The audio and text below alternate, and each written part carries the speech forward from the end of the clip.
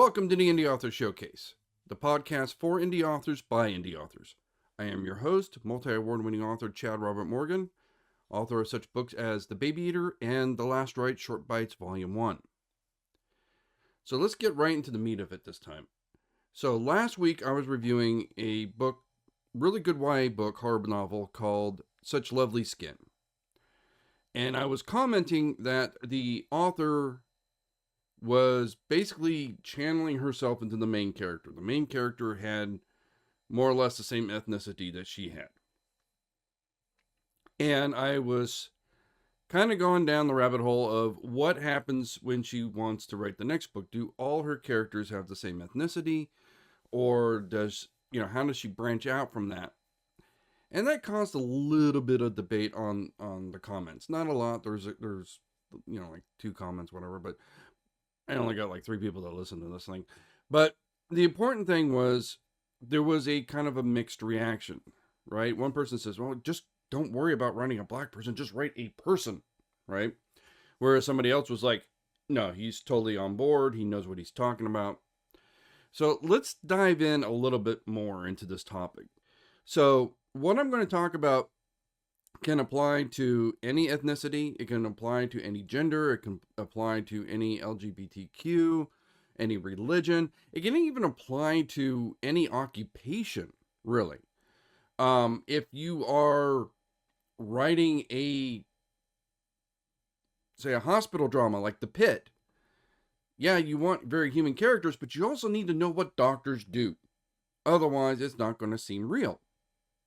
It's kind of like, if you watch Strange New Worlds and they had a show within a show and we need our brain cells for science things and stuff. It comes across as inauthentic if you don't know what you're talking about, right? So let's start with the first comment. Just write your characters as if they are human. I think, because I started going around, I was like, I agree and I disagree. I agree, and I turned it with my head, and I finally, I think that is the place you start, right? In other words, and this was a problem I had a little bit with Fear, is because I wrote 2 LGBTQ characters, but one I wrote as a character that was LGBTQ. The other one started as an LGBTQ character. Now, I've talked about this on the podcast before. What is the difference? The difference is one was a full-fledged character that happened to be gay. The other one was a guy whose sole purpose originally, the reason why he was created was to be the gay character. And that's bad. Okay? And I'm saying that it kind of snuck into my own work, right? I kept trying to flesh him out to make him a full character, but his origins kept pulling me back to, why does he have this issue? Because he's gay. It's like it kept coming back to the core of his character. So in that sense, yes, I should have followed this person's advice. I should have wrote them as a character first. I do think that eventually both of them became characters that were gay instead of gay characters, but one of them I did struggle with more than the other. One of them was just a character that was one aspect of her character, where she was dealing with her sexuality. The other one, that was the main crux of his problem, right? Was how he thought people perceived him, how he perceived other people, how he was treated. It all seemed to cycle back to that. And I kept trying to make him more. And the problem probably resulted from the fact that I didn't start with him as a character. I started with him as a gay character and tried to work backwards. And that's why it was a struggle. So I would agree that that's the place to start, right? Don't think of yourself as saying, well, I need a black character. So say, no, I need a character. What makes him a character? And design him any other way. I need a gay person. Don't start writing a gay person. Just write a person and then work up to him being your gay character kind of thing, if that makes any sense. Because we all have the same kind of foundational issues, right? We all have the same fears. We all have the same wants. We're all human. And that's what's going to make your characters believable, is that they're human. I've mentioned this before. This was one of the reasons why, like, I got upset with, like, Glee after a while, right? Because a couple of the characters were there just to talk about gay issues. They didn't really seem to have any other issues in their life, right? And that seemed very, very flat. Whereas if you look at, like, say, Star Trek Discovery, where they have several gay characters on the show, their whole point of being there is not to be the gay character. They have jobs, right? They have other things that are motivating them besides their relationship. It's just one aspect of their character. Those are more solid, rounded, full-fleshed out characters, three-dimensional characters. Now, let's say we did that first step. All right, we wrote our character. Now you need to look at what world you're in. And I started thinking back to this, because I did actually give this a lot of thought. Look at Star Trek as an example.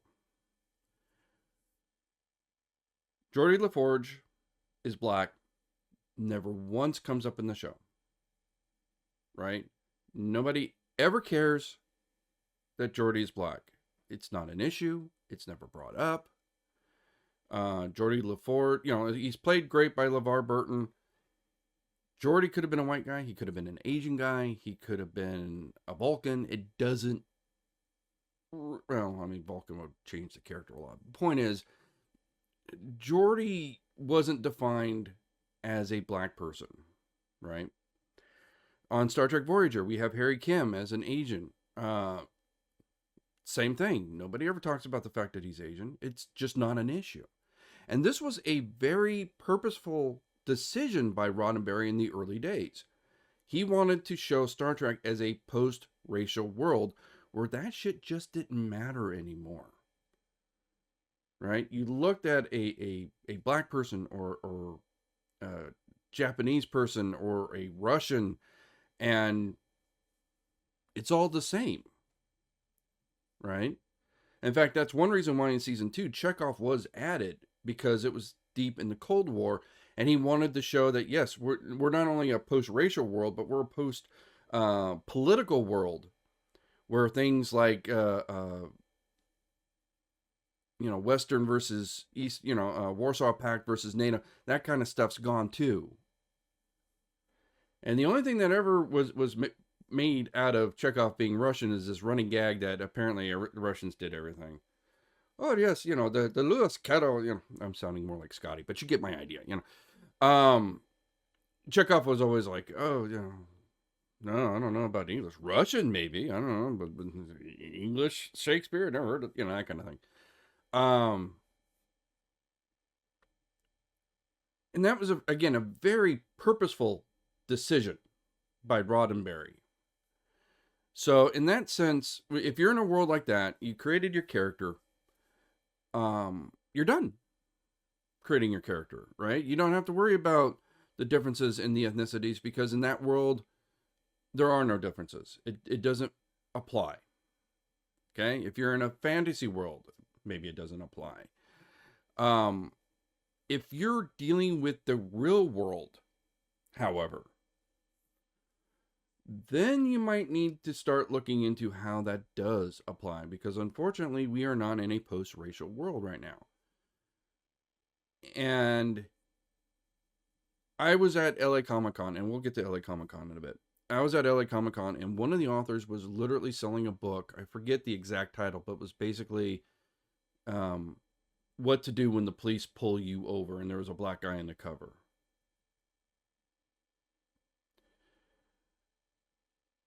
So if I get pulled over by the cops for a speeding ticket, I might have a very different experience than if a black guy gets pulled over. I might have a very different experience than if a woman gets pulled over. Now, in a perfect world, we wouldn't. In a perfect world, we would all have the same experience. But when we're not necessarily writing in a perfect world. In fact, we may be writing in a world that's even more flawed than the one we live in, depending on what we're trying to accomplish in this story. So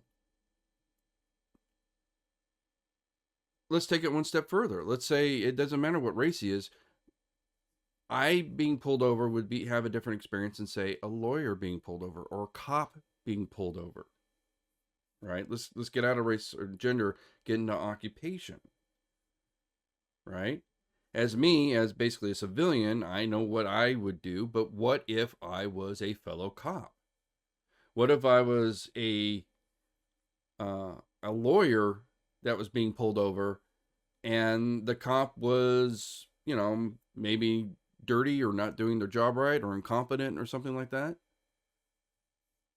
And how would you fight back, being a lawyer? So the question becomes, getting back to the original premise. So the author of Such Lovely Skin, she wrote what she knew. And that's an old adage that you hear a lot of time, write what you know. And the reason we say that is because then it comes off as authentic, because you know the material. You don't go writing for the pit if you don't know what happens in an ER. You don't go writing a law procedural, about a bunch of law stuff, if you've never been inside a courtroom, right? John Grisham knows law stuff, and he writes about it constantly. That's what he knows. You have some people that write only about, military fiction, because they served in the military and they have that experience. But my question becomes, what happens when you want to branch out? Maybe you don't even want to branch out. It's just, like, for example, with Fear, I was dealing with a bunch of high school students dealing with some kind of demon, right? Obviously, we've all been to high school. We've had high school experiences. It's not a big stretch. But at some point, the cops get pulled in. Why? Because it would make sense if somebody's running around shooting off guns and things are, cops would get involved. And I wanted that to be authentic. Now, it's not a huge part of the book, right? I didn't have to spend, months of research and interviewing cops and everything like that, but I did want the interaction with these minor characters to be as believable as possible. So, do you just wing it? No, you need to do research. You need to be comfortable enough that it's going to come off. And I actually had one person read the book and says, yeah, they got shot. Wouldn't they be wearing vests? And I said, well, according to my research, they don't always wear vests.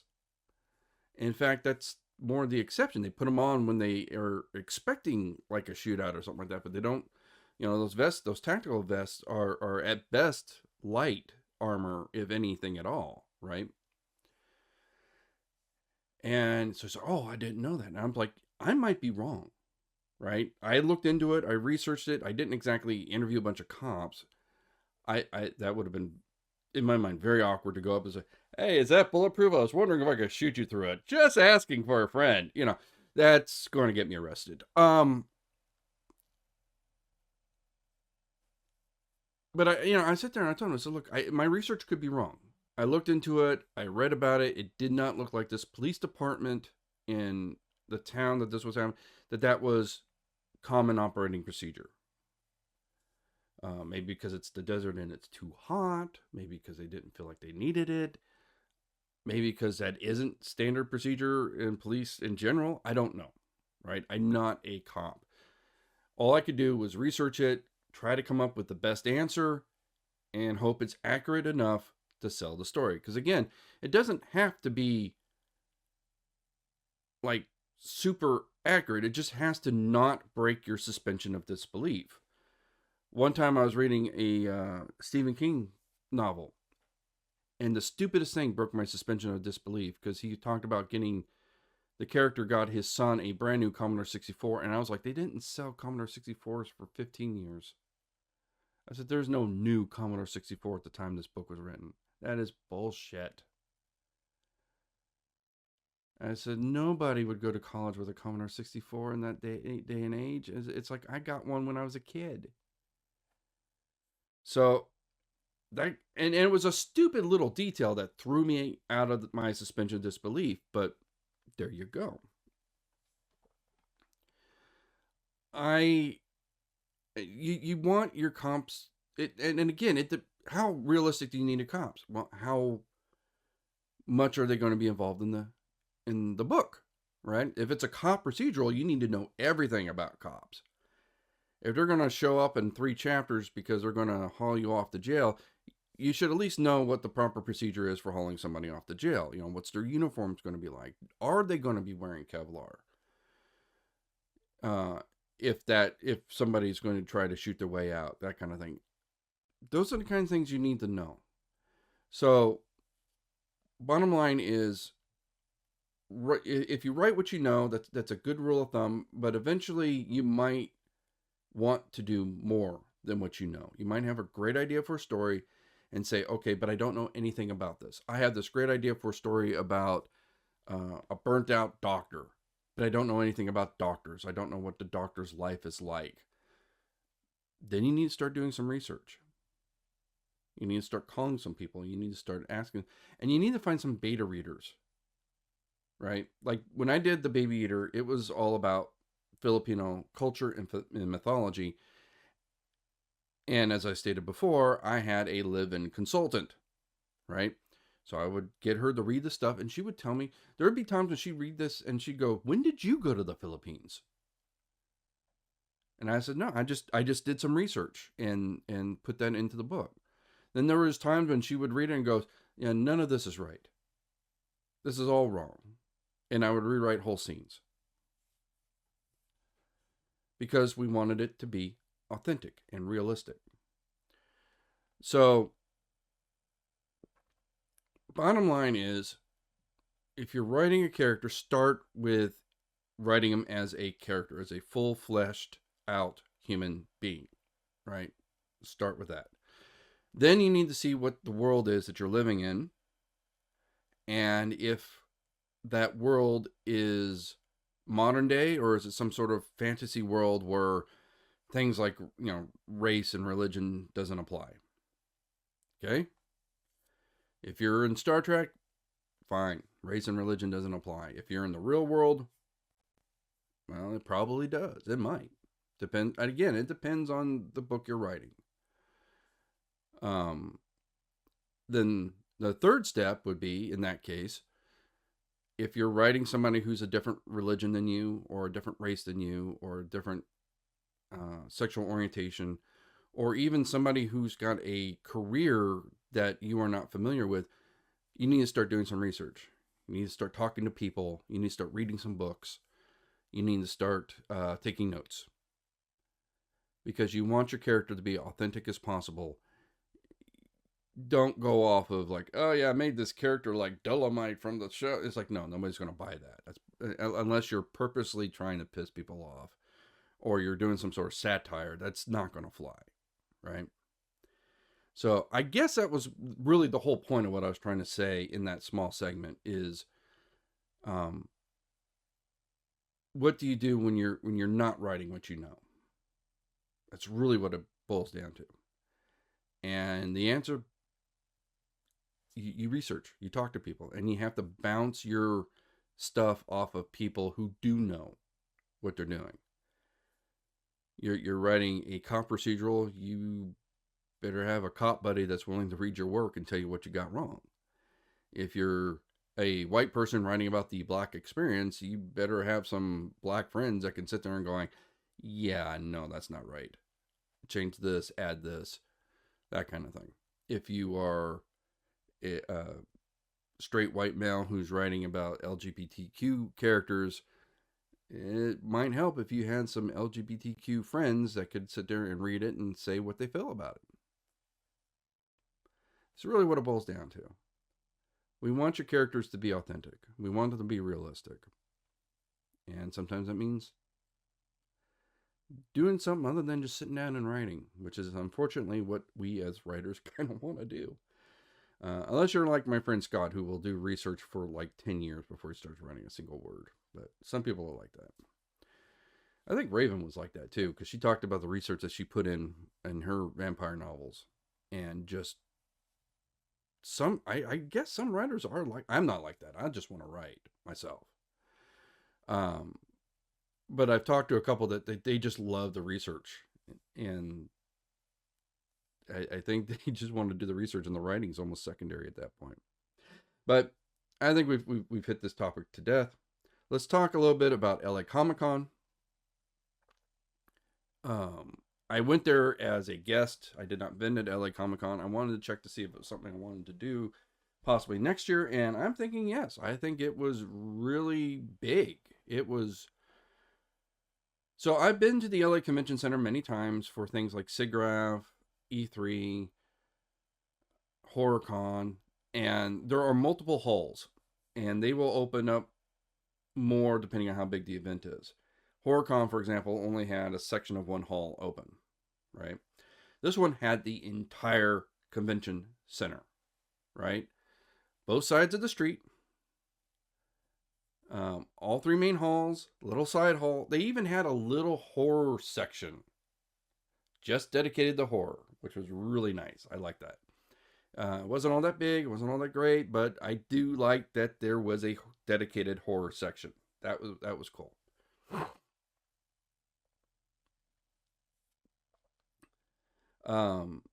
So most of my indie author friends, I found them downstairs in what do they call it, Canada Hall, which I think also doubles as a loading dock sometimes, because one of them pointed out that you could see like parking lot markings on the ground. Some of them were grousing about it. They were down in the basement.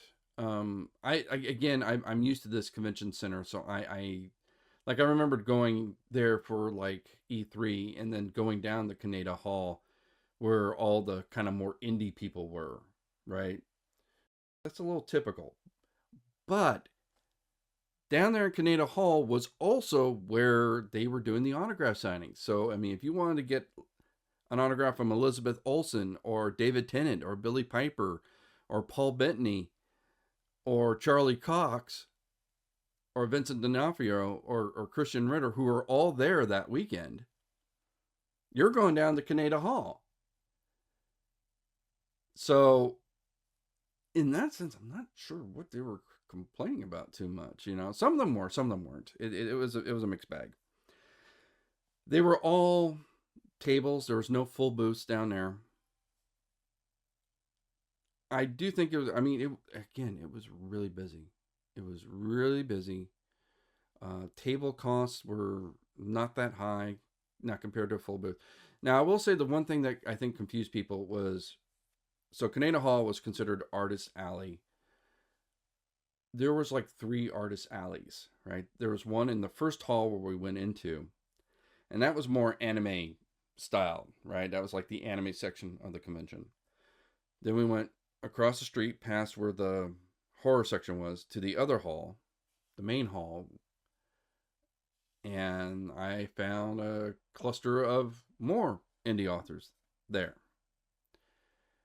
And then I went downstairs where the main artist alley was, and I found a bunch, and I swear I wanted to get as many books as I could. I just don't have the money anymore. I'm broke as shit. Several donated, which is great. We're putting them on the TBR list. I want to get to them as soon as I can. Several were on audio, on Audible, which these days, since I'm, driving a lot now, I tend to hit up Audible a lot. So that was a little bit helpful as well.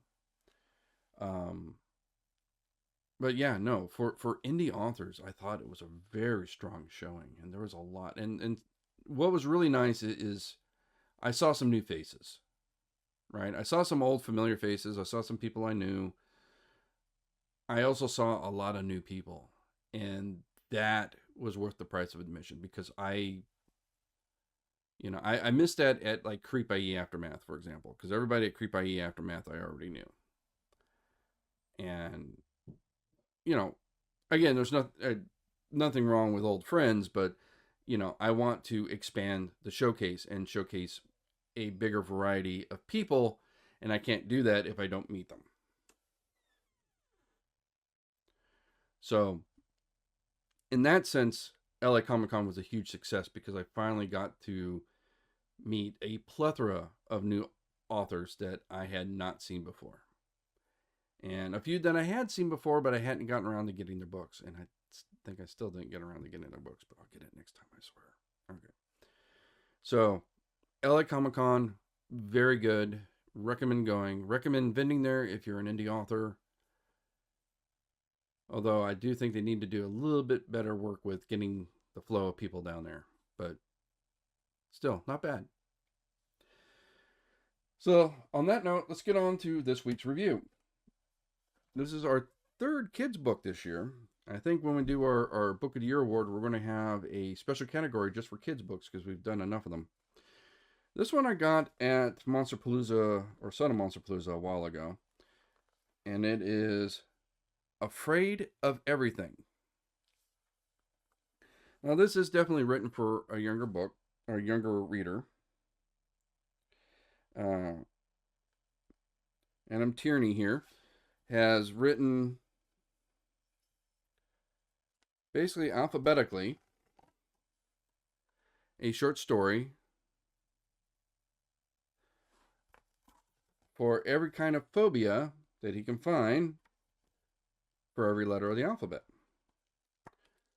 So, as you can imagine, there's only so many letters in the alphabet, so it's a fairly short book.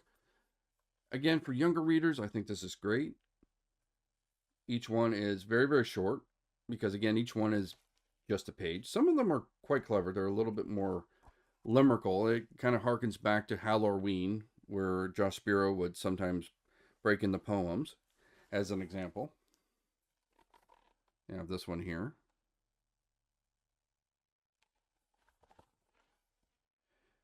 So a few poems, a few limericks, that kind of thing. But for the most part, every story becomes a short story in of itself. And overall, if you have a younger reader who's wanting something in a little bit of the Halloween vibe, Afraid of Everything would be a good book. Now, my only concern is I was looking up at the publisher. This is actually published by IDW. And I'm like, okay, does IDW count as small press? Because, I mean, they're a fairly major comic book publisher. I mean, they're not Marvel or DC, but, I mean, they're kind of up there. So this, you know, did he self-publish through IDW? This was funded on a Kickstarter. But then again, they also fund their G.I. Joe compilation books on Kickstarter, so maybe that doesn't prove anything. So my only concern is whether or not this actually constitutes small press. As an indie author showcase, was this really an indie author? Well, I mean, you seem to have more backing than the average indie author if he's publishing through IDW. So I don't know how that worked. So that would be my only point of hesitation, being that this is the indie author showcase and we are here to showcase indie authors. So this, in terms of meeting that criteria, he might be fudging it a little bit. But it is a good book, and I would recommend it for younger readers.